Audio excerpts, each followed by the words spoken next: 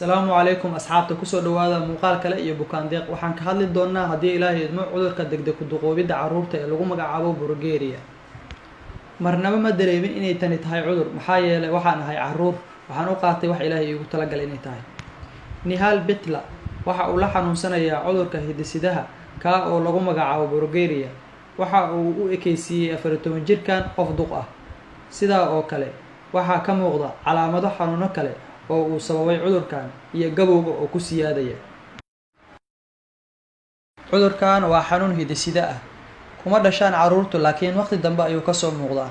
Waxaa lagu gartaa madax weyn oo timo la'aan ah, indho waaweyn, san yar oo haddana dhuuban, gar yar, iyo sidoo kale murqaha oo dhammaada. Ma awoodo inuu ordo, ma awoodo inuu noloshiisa maamulo, ma awoodo inuu ciyaaro.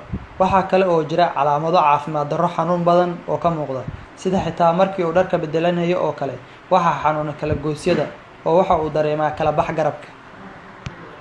Sida ay baarisyo caddaysay, carruurta oo ku dhaco cudurkan waxa ay ku dhintaan 14 sano. Inta ugu badan waxa ay u dhintaan xanuuno wadnaha ku dhaca sida xinjirowga xididada wadnaha iyo stroke 10 sano ee hore.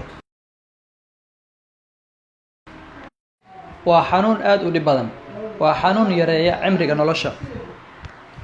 Xanuunkan Progeria ee hidde-sidaha waa xanuun aan la daweyn karin.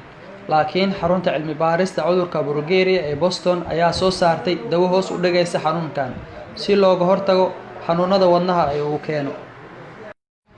Nihal hadda waxa uu joogaa Mareykanka oo uu ka helay daweyn bilaash ah, waana uu soo wanaagsanaanayaa. Waxaan joognaa halkan 1 sano, waana ay soo wanaagsananaysaa Nihal xaaladiisa caafimaad sida xanuunadii kala goosyada.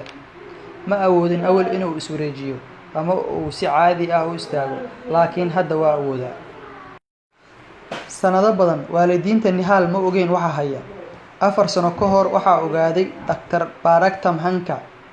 Markii la ii keenay Nihal waxa uu u muuqday qof duq ah. Waxa uuna ahaa 10 jir, laakiin waxa uu u muuqday 60 jir. Markaa qiimeyn ayaan sameeyay, waxaan helay calaamado muujinaya cudurka Progeria. Sidaa oo kale waxaa jirtay caqabad soo food saartay taa oo ahayd halkan in aan laga helin baarista cudurka Progeria.